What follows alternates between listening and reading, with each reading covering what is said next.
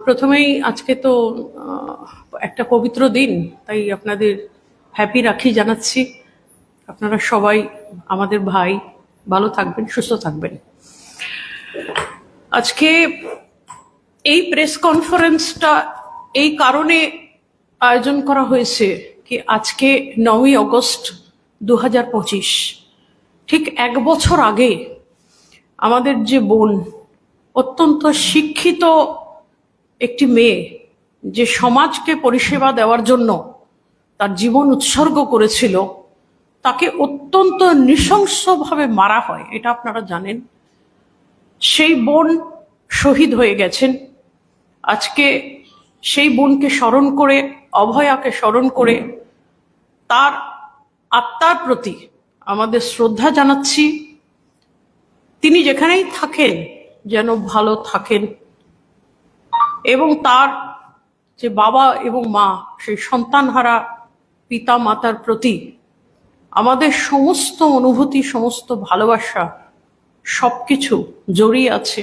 এবং সামনে এই বাংলা, এই অভিশপ্ত বাংলা থেকে মুক্তি পাওয়ার যে ইচ্ছা, মুক্তি পাওয়ার যে স্বপ্ন, মুক্তি পাওয়ার জন্য যে দৃঢ় সংকল্প, সেই সংকল্প আমাদের এই শুভেচ্ছার সঙ্গে অতপ্রতভাবে জড়িয়ে আছে।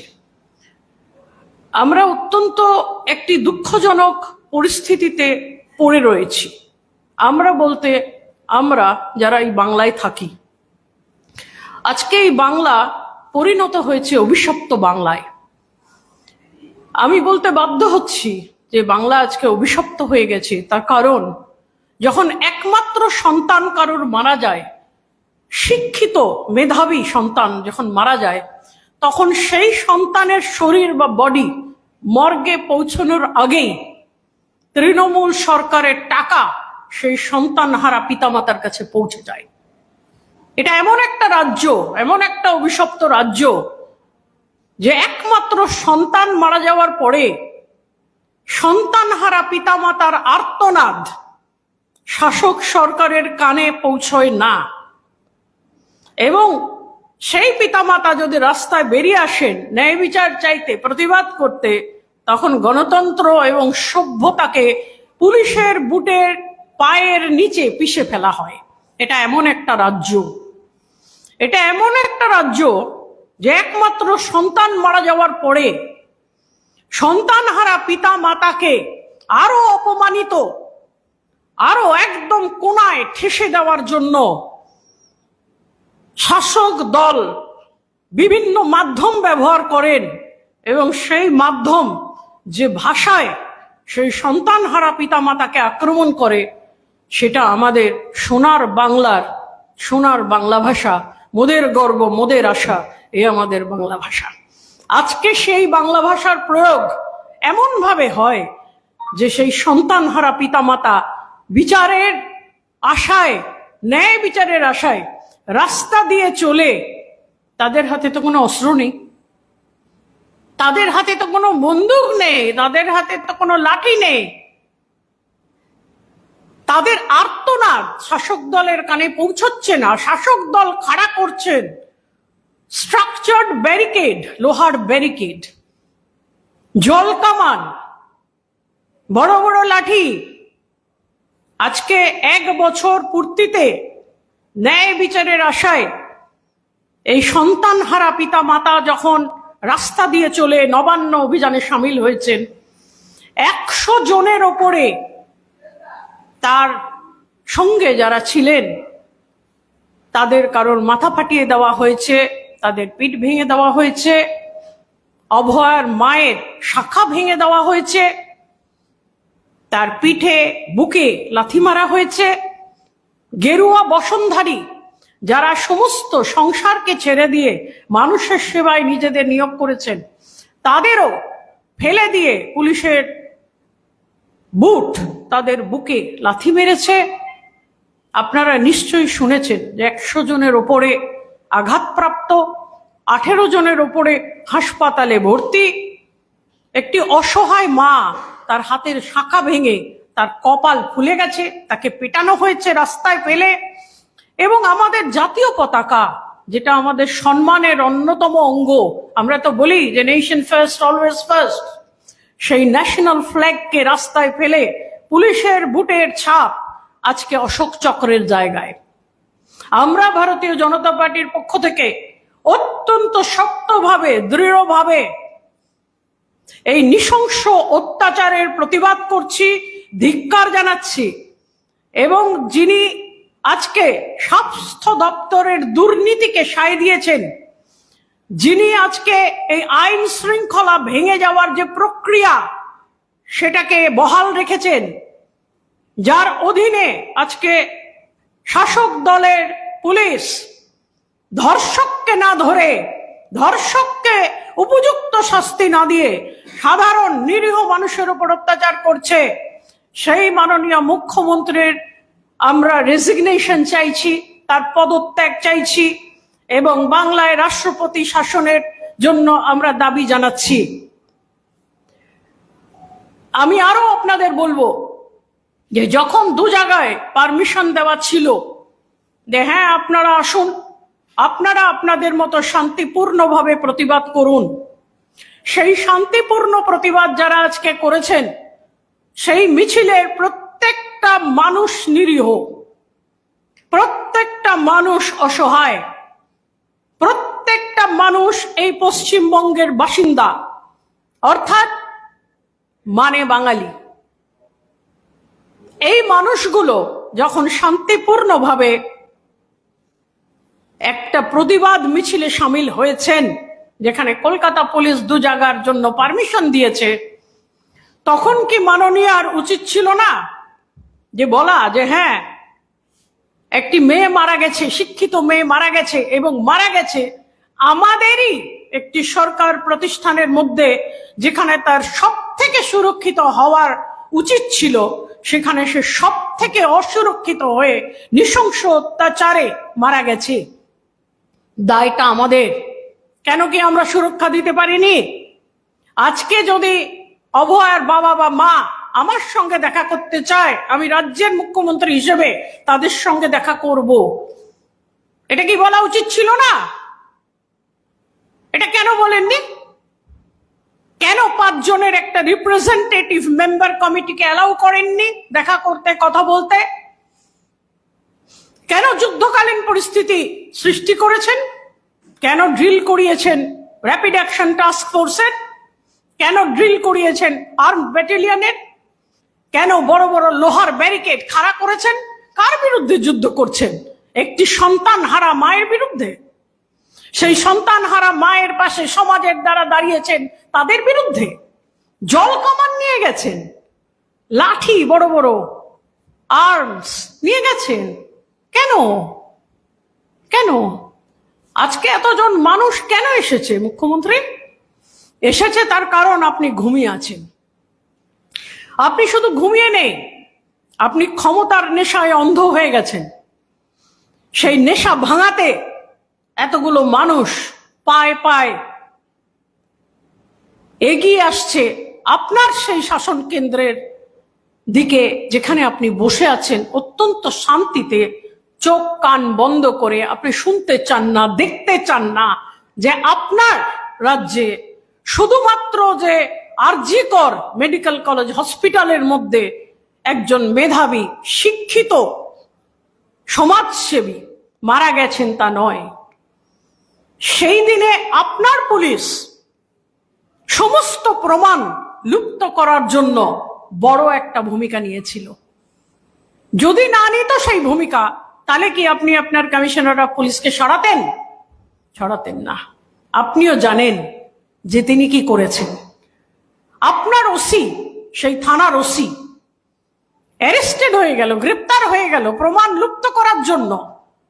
তাহলে আপনার পুলিশ, যেটা আপনার অধীনে রয়েছে, একটি ধর্ষণ কাণ্ডের পরে বডিটা তাড়াতাড়ি মর্গে পাঠিয়ে দেওয়ার চেষ্টা, সমস্ত প্রমাণ লুপ্ত করে দেওয়ার চেষ্টা, জায়গাটা না ঘিরে দেওয়া, ফরেনসিককে না জানানো, এবং যেখানে ঘটনা ঘটেছে সেই মর্গেই সেই বডি পাঠানো, সর্বরকম চেষ্টা করেছে আপনার পুলিশ বাহিনী যাতে আসল তথ্য বাইরে না যায়।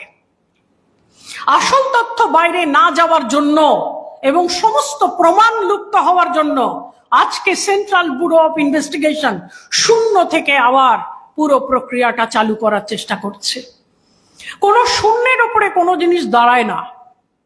খাবারের টেবিলে যদি খাবার না থাকে, খাবারের টেবিল যদি যেমন শূন্য থাকে, মানুষের পেট ভরে না, সেরকম শূন্য থেকে তদন্ত আবার শুরু করা এবং একটা জায়গায় পৌঁছানো অত্যন্ত কঠিন। তাও সেন্ট্রাল ব্যুরো অফ ইনভেস্টিগেশন কিন্তু চেষ্টা করে সাপ্লিমেন্টারি চার্জশিটের কাছাকাছি এসছে। সন্তানহারা মা আপনার সঙ্গে দেখা করতে চান কেন? তার সন্তান তো চলে গেছে, তিনি তো আর সন্তান ফেরত পাবেন না যে আপনার কাছে এসে বলবেন আমার সন্তান ফেরত দিন, আপনি তো পারবেন না। কেন দেখা করতে চান? তার কারণ 9ই আগস্ট 2024 থেকে আজকের দিনে 9ই August 2025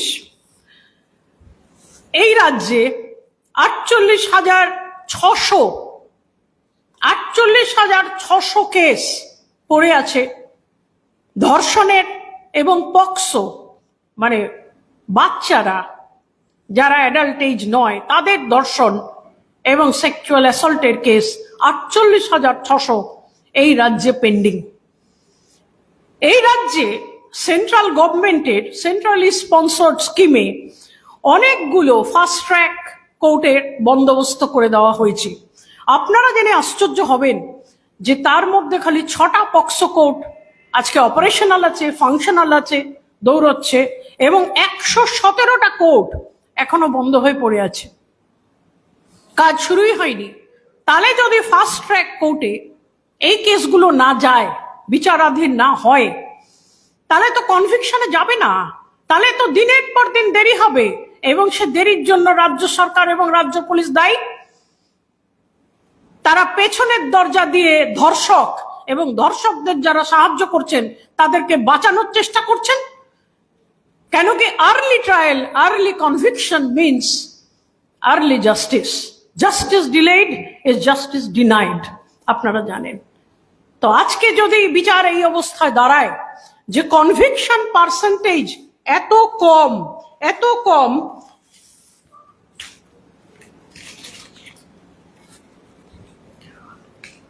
West Bengal ranks top 5 states for crime against women with 34,738 cases in 2022.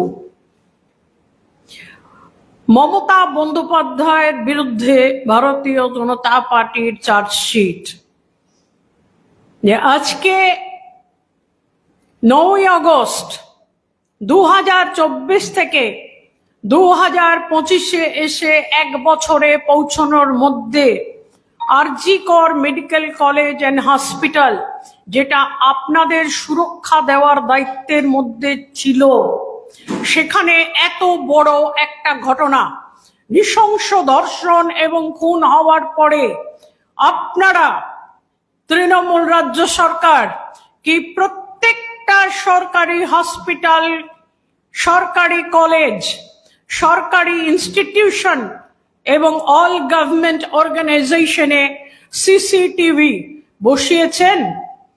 প্রত্যেকটা এই সমস্ত সরকারি প্রতিষ্ঠানে আপনারা যথেষ্ট মহিলা সুরক্ষার জন্য মহিলা গার্ড দিয়েছেন? রাত্রিবেলা হসপিটালের ওয়ার্ডগুলো পাহারা দেওয়ার জন্য সেখানে মহিলা গার্ড এবং আপনাদের লোকাল থানার উইমেন সেলকে অ্যাক্টিভেট করে সেখানে আপনারা রেগুলার মহিলা পুলিশ দ্বারা পেট্রোলিং এর ব্যবস্থা করেছেন। আপনাদের ইমার্জেন্সি হেল্প এবং ইমিডিয়েটলি একটা বাটন টিপলে যে পুলিশ আসবে সেই ধরনের অ্যাপ্লিকেশন আপনারা ইন্ট্রোডিউস করেছেন। আপনাদের মহিলা পুলিশ এবং আপনাদের গোয়েন্দা দপ্তরের গোয়েন্দা শাখার পুলিশ অফিসাররা বিভিন্ন স্কুল, কলেজ এবং সরকারি প্রতিষ্ঠানে গিয়ে মহিলা ছাত্রী, মহিলা শিক্ষিকা, মহিলা নার্স, মহিলা ডাক্তার এবং মহিলা হেলথ ওয়ার্কার, সেফটি ওয়ার্কার এবং সমস্ত এই ধরনের মহিলারা যারা দিনে রাতে বাইরে যায় তাদের সেই অ্যাপ্লিকেশন, যে অ্যাপ্লিকেশন এমার্জেন্সি হেল্পের জন্য একটা বোতাম টিপলেই 5 মিনিটের মধ্যে পুলিশ আসবে, আপনারা চালু করেছেন। অন্য অন্য জায়গায়, অন্য অন্য রাজ্যে হেল্প টাইম হচ্ছে 5 মিনিট, এমার্জেন্সি রেসপন্স টাইম হচ্ছে অনলি 5 মিনিটস। যে কোনো রাজ্যে যদি কেউ সমস্যায় পড়ে, বিশেষ করে বিজেপি যেখানে শাসন ব্যবস্থায় রয়েছেন, 5 মিনিটে পুলিশ আসবে। আপনাদের সেই সিস্টেম আপনি চালু করেছেন আরজি করার পরে। আপনাদের এখানে তাহলে সিস্টেমটা কি? আপনাদের সাউথ ক্যালকাটা ল কলেজে একটি ছাত্রী ইউনিয়ন রুমে গিয়ে যে সাংঘাতিক অত্যাচারের কবলে পড়ল এবং অনেকক্ষণ ধরে চেষ্টা করলো নিজেকে বাঁচাতে, তার হাতের ফোন ছিল। আরজি করার পরে আপনারা ইমার্জেন্সি হেল্প সিস্টেম কেন চালু করেননি একটা ক্যাপিটাল সিটিতে? এটা তো নতুন নয়। আজকে মিছিলে তো মৌসুমী কয়েল এবং কামদুনির মেয়েরাও হেঁটেছেন। তো কামদুনি তো সেই অত্যাচার ভোলেনি, পার্ক স্ট্রিট তো অত্যাচার ভোলেনি।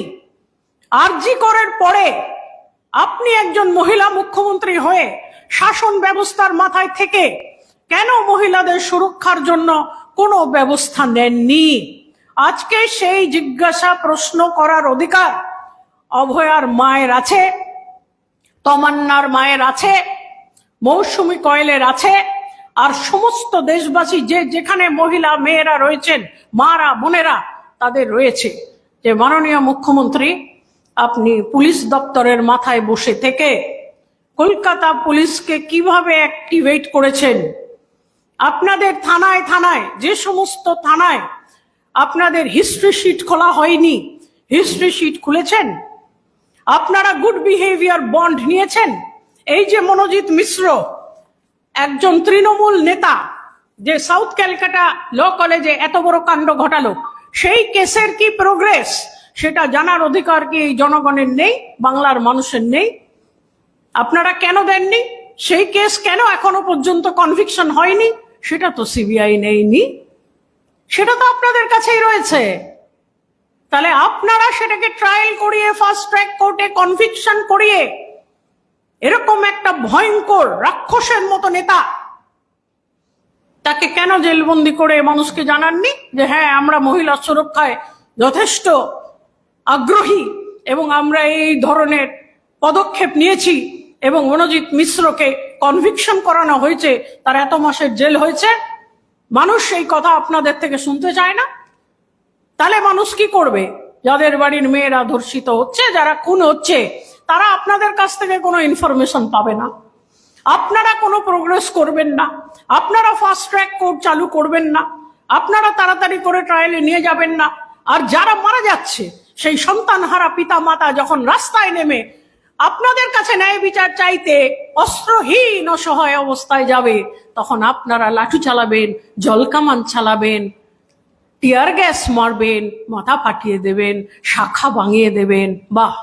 আপনাদের ভারতীয় জনতা পার্টির পক্ষ থেকে এই বীর পুলিশকে, পশ্চিমবঙ্গ রাজ্য সরকারের স্টেট পুলিশকে আমরা বাহবা জানাচ্ছি। আমরা মুখ্যমন্ত্রীর পদত্যাগ চাইছি এবং আমরা রাষ্ট্রপতি শাসনের দাবি জানাচ্ছি।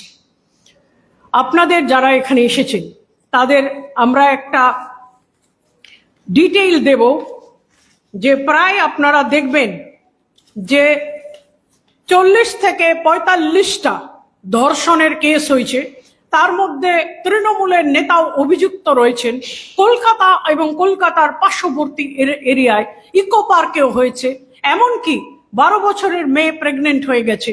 মহিলা সুরক্ষা আজকে পশ্চিমবঙ্গে প্রশ্নের মুখে। তাই আমরা মুখ্যমন্ত্রী মমতা বন্দ্যোপাধ্যায়ের বিরুদ্ধে এই চার্জশিট দাখিল করছি, যাতে পরিষ্কারভাবে লেখা আছে যে ক্রাইম রেট, অর্থাৎ মহিলাদের বিরুদ্ধে যে অপরাধগুলো হচ্ছে তার রেট অত্যন্ত হাই। পুলিশ নির্বিকার, হাত পা গুটিয়ে বসে আছে। নিরীহ মানুষকে পেটানো এবং যুদ্ধকালীন পরিস্থিতি সৃষ্টি করা ছাড়া পুলিশের কোনো কাজ নেই। এবং ফাস্ট ট্র্যাক স্পেশাল কোর্ট থাকা সত্ত্বেও আজকে 48,600 কেস পেন্ডিং। এবং NCRB, national crime records bureau, যারা পশ্চিমবঙ্গ সরকারের কাছ থেকে ডেটা চাইছে, এনসিআরবি জানিয়েছেন যে তারা ডেটা পাচ্ছেন না। এই সরকার ব্ল্যাক আউট অফ ইনফরমেশন করছেন, অর্থাৎ সমস্ত ইনফরমেশন, খবর, কোথায় কি হচ্ছে, তদন্ত কিভাবে এগোচ্ছে, অপরাধীরা শাস্তি পাচ্ছেন কিনা, সমস্ত খবর গায়েব করে দেওয়ার প্রক্রিয়া, ধর্ষক এবং ধর্ষকের আশেপাশে যারা রয়েছে তাদেরকে আশ্রয় দেওয়া এবং সমস্ত ক্ষমতা নিরীহ মানুষদের বিরুদ্ধে লাগানো। এই জিনিস আপনারা এর আগেও দেখেছেন। সন্দেশখালীতে যখন শাহজাহান দৌড়চ্ছিল, আপনারা দেখেছেন যে রাজ্য পুলিশ কতটা আগ্রহী তাকে ধরার। আজকে শাহজাহান ধরা পড়ে না, আজকে মনোজিৎ মিশ্র শাস্তি হয় না, আজকে হাঁসখালির যে মেয়েটি, তার মায়ের কান্না শাসক দলের কানে পৌঁছায় না।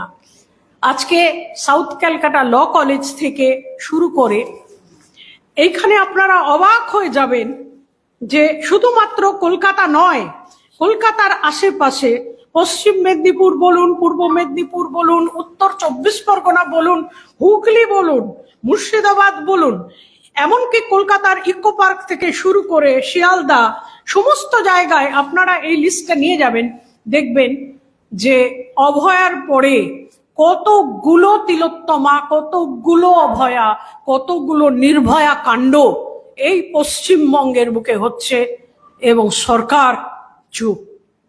সরকারের কাছে কোনো বলার কিছু নেই, কেন সরকার একটাই জিনিস ঠিক করেছে, হিটলার বাহিনী দিয়ে সাধারণ মানুষকে চুপ করিয়ে দেওয়ার প্রক্রিয়া সরকার শুরু করেছে। আমি এখানেই শেষ করছি। আপনাদের জন্য কোনো প্রশ্ন থাকে আপনারা করতে পারেন।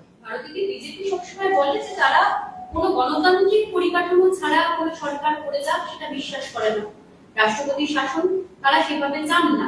এটা কি আপনাদের দলের লাইন যে এই ঘটনার পরিপ্রেক্ষিতে আপনারা রাষ্ট্রপতি শাসন চাইলেন? রাষ্ট্রপতি শাসন বিজেপি চাইছে না, একটু পরিষ্কারভাবে বলি। আপনারা প্রত্যেকেই খুব নামী জার্নালিস্ট এবং রিপোর্টার, তার কারণ আপনারা গ্রাউন্ডে প্রচুর ঘোরেন।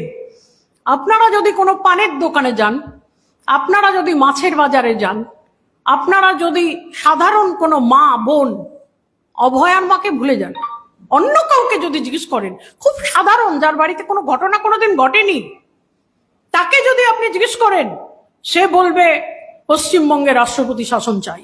কেন? সাধারণ মানুষ অত্যাচারিত, সাধারণ মানুষ ক্ষুব্ধ, সাধারণ মানুষ বঞ্চিত। শুধুমাত্র যে এখানে স্ক্যামের পর স্ক্যাম হয়ে যাচ্ছে তা না, আজকে 26,000 শিক্ষিত মানুষ কাঁদছে, যে ভাষায় চিৎকার করছে, যে ভাষায় কাঁদছে, সেটা বাংলা ভাষা। আজকে অভয়ার মা, তার আর্তনাদ বাংলা ভাষা।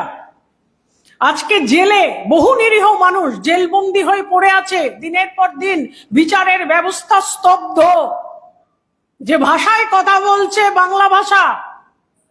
আজকে বাঙালিরা মরে যাচ্ছে, বাংলা ভাষা স্তব্ধ হয়ে গেছে, মা বোনেরা অসুরক্ষিত, স্ক্যামের পর স্ক্যাম। আজকে সমস্ত মানুষ, সমস্ত rank and file of this society demands president's rule in Bengal. বিজেপির এর মধ্যে কোনো কিছু নেই। বিজেপি শুধু মানুষের আবেদন, মানুষের সাড়া দিয়েছে, এইটুকু বলতে পারি। আচ্ছা, শুভেন্দু অধিকারী তাকে বলতে শোনা গেল এবং তিনি দ্বিতীয়বার রিপিট করলেন যে মনোজ বার্মা, তিনি বরাহনন্দন, মনোজ বার্মাকে বরাহনন্দন বলেছি, প্রয়োজনে আরো খারাপ কথা বলবো। আপনি এটাকে সমর্থন করেন? শুভেন্দুবাবু কোন পরিস্থিতিতে এই কথা বলতে বাধ্য হয়েছেন সেটা শুভেন্দুবাবু বলতে পারবেন। আমি বিশ্বাস করি যে আমরা যারা ভারতীয় জনতা পার্টিতে এসছি, তারা বিরোধ করতে আমরা গণতান্ত্রিক প্রক্রিয়ায় নিই, সবসময় নিই। কখনো দেখবেন না যে আমরা আমাদের যে বাউন্ডারি তার বাইরে গিয়ে কাউকে আক্রমণ করি। কিন্তু একটা কথা কি, অন্যায় যে করে আর অন্যায় যে সহে, তব ঘৃণা তারে যেন তৃণ সমদহে।